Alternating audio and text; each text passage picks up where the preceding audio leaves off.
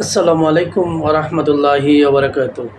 সম্মানিত মুসলিম ভাই বোনেরা, মৃত্যু সুনির্দিষ্ট সময়। মৃত্যু এমন একটা বস্তু যা থেকে রেহাই পাওয়া পৃথিবীর কোনো জীব রেহাই পাবে না, অসম্ভব। যে দেশের মানুষই হোক, সে যে বর্ণের মানুষই হোক, যে ধর্মের মানুষই হোক, মৃত্যু থেকে বাঁচতে পারবে না। তবুও কিছু কিছু মৃত্যু এমনভাবে বেদনাদায়ক কাঁদিয়ে যায় যা মেনে নেওয়া খুবই কষ্টের। যেমন আজকের দিনের মাইলস্টোন স্কুলে বিমান বিধ্বস্তর যে মৃত্যুগুলো, আল্লাহ তুমি তাদেরকে জান্নাতবাসী করো, আমিন। আসুন, রব্বুল আলামিন এ বিষয়ে কি বলছেন? মৃত্যুর যে সুনির্দিষ্ট, মৃত্যুর যে সময়, এ বিষয়ে আমরা কোরআনের একটা আয়াত শুনবো ইনশাআল্লাহ। আউযু বিল্লাহি মিনাশ শাইতানির রাজিম।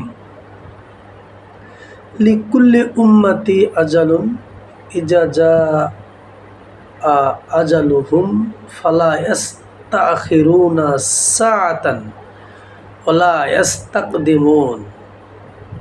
আল্লাহ রাব্বুল আলামিন বলছেন, সকল উম্মতের রয়েছে সুনির্দিষ্ট জীবন বা হায়াত। যখন তাদের সেই সুনির্দিষ্ট সময় উপস্থিত হবে, তখন তারা সেই সময়কে মুহূর্তের জন্য আগে পিছে করতে পারবে না।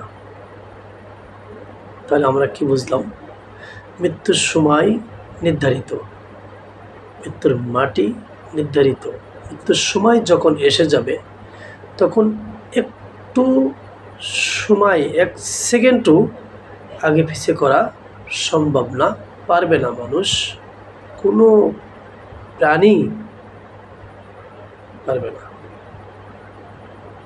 এর জন্য আমাদেরকে সদা সর্বদা প্রস্তুত থাকতে হবে, প্রস্তুতি নিতে হবে মৃত্যুর জন্য। রব্বুল আলামিন মৃত্যু তো আমাদের হবেই হবে, অবশ্যম্ভাবী। কোরআনে অনেক আয়াতে আল্লাহ এভাবে করে ঘোষণা করেছেন মৃত্যুর বিষয়ে। রব্বুল আলামিনের কাছে একটাই প্রার্থনা, একটাই ফরিয়াদ, যে আল্লাহ তুমি আমাদেরকে কালেমা নসিব করো মৃত্যুর সময়। আমাদের শেষ বাক্য যেন লা ইলাহা ইল্লাল্লাহ, এই বাক্য মুখে নিয়ে যেন আমাদের মৃত্যু হয়।